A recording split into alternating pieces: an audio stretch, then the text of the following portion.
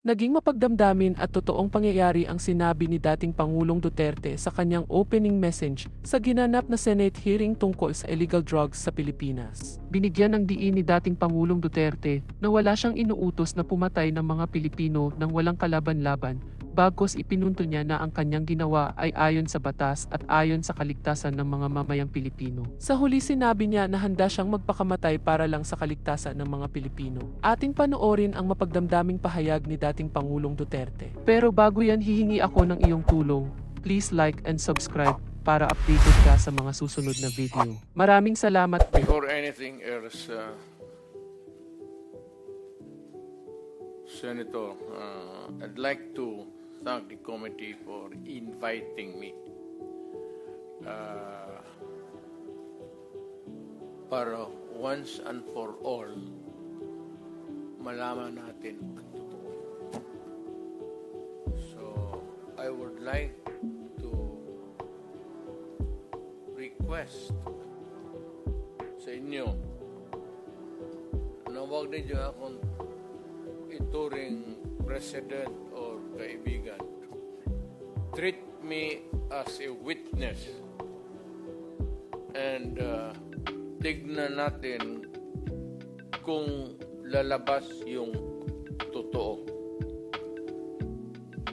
So, with your permission, at maraming salamat po sa inyong lahat for inviting me. I'd like to start my mandate as President of the Republic was to protect the country and the Filipino people. Do not question my policies because I offer no apologies, no excuses. I did what I had to do. And whether you believe it or not, I did it for my country. The war on illegal drugs is not about killing people. It is about protecting the innocent and the defenseless. The war on drugs is about the eradication of illegal substances such as shabu, cocaine, heroin, marijuana, party drugs, and the like, as a menace which ruins people, families, communities, and relationships, and tears apart the social fabric which binds society together in peace, harmony, and brotherhood. It is not unlike slogans which serves as calls for a better future, such as the war on waste, war on corruption, and war against climate change. I have always viewed people addicted to illegal drugs as victims and patients requiring medical help and not as criminals. That is why when the war on drugs slogan came into being,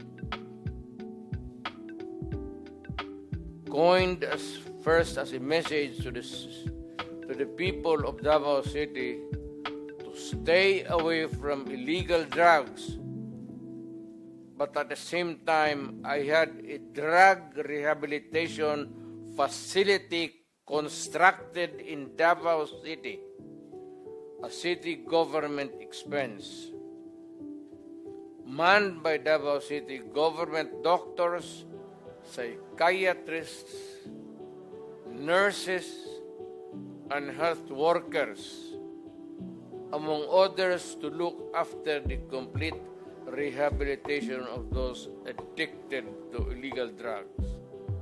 I believe then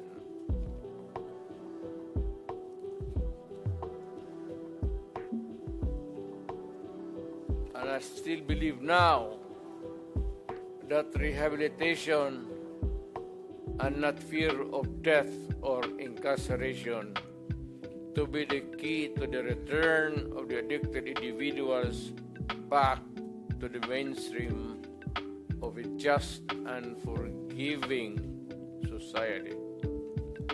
But no mistake about it, I hate drugs. I loathe the purveyors, the merchants, and the pushers of this demonizing element. I have not failed to emphasize this from the very day of the campaign when I ran for the presidency in 2016.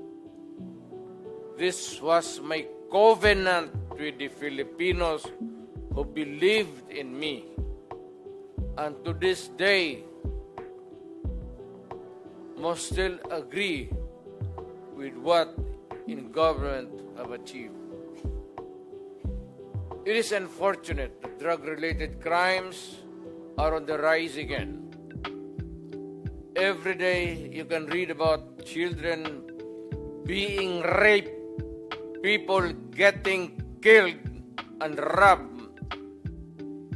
And just recently, a drug den was raided within the Malacañang complex. This clearly manifests that the purveyors of this menace are back in business.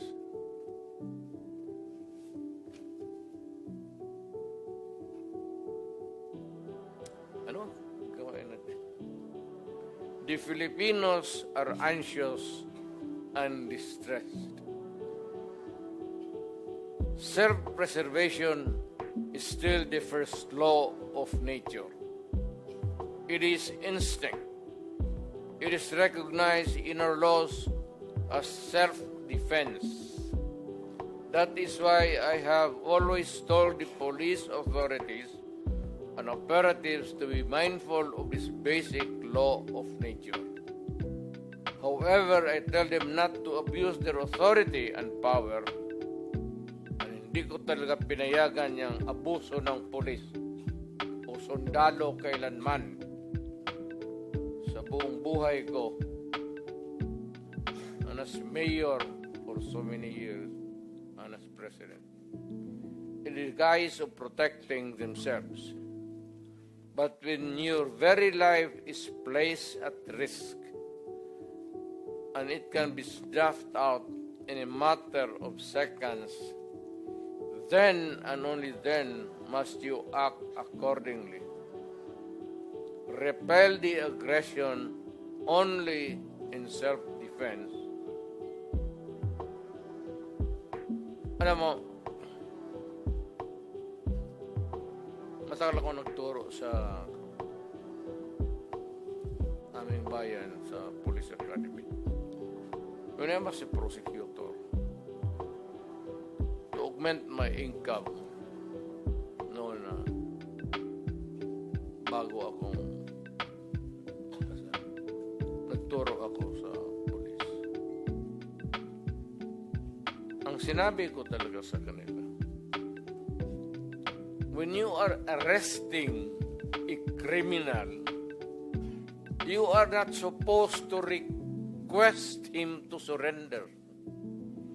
Rather, you have to overcome the resistance. However, pag ayaw, it's the duty of the police is to overcome the resistance kung ayaw mag-surrender. At kung may baril, at kung tingin mo, sabi ko sa mga polis doon sa academy, mamamatay ka, barilin mo. Barilin mo sa ulo. Patayin mo at least one less criminal in the community.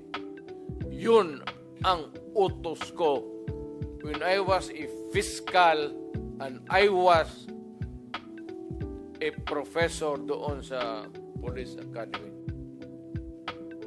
Yun ang turo ko sa kanila. No quarters given, no quarters asked. Criminal ito.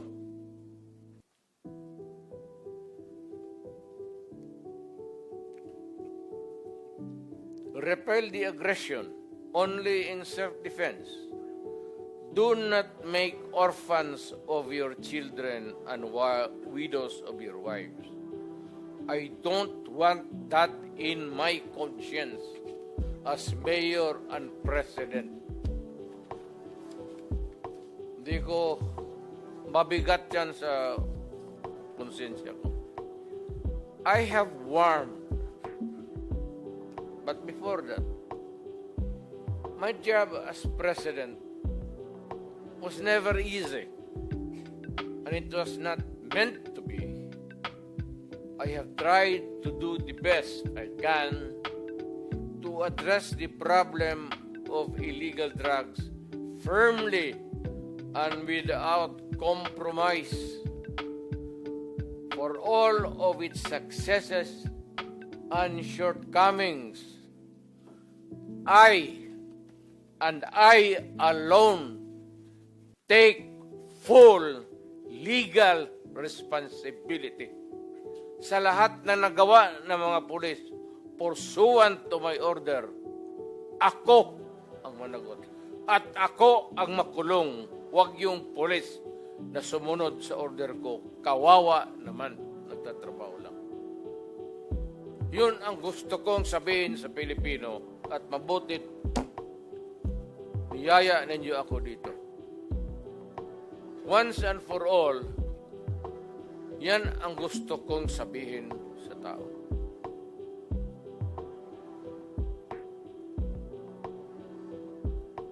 I have warned all of you as your president then and as a private citizen now. Drugs will destroy the Filipino. It will destroy my country. And I will never allow it. Paski ako empleyado sa gobyerno o private citizen, I will do what is necessary to protect my country, my community, at yung mga anak natin. This is a matter of principle. At papagkamatayan ko yan. Maraming salamat.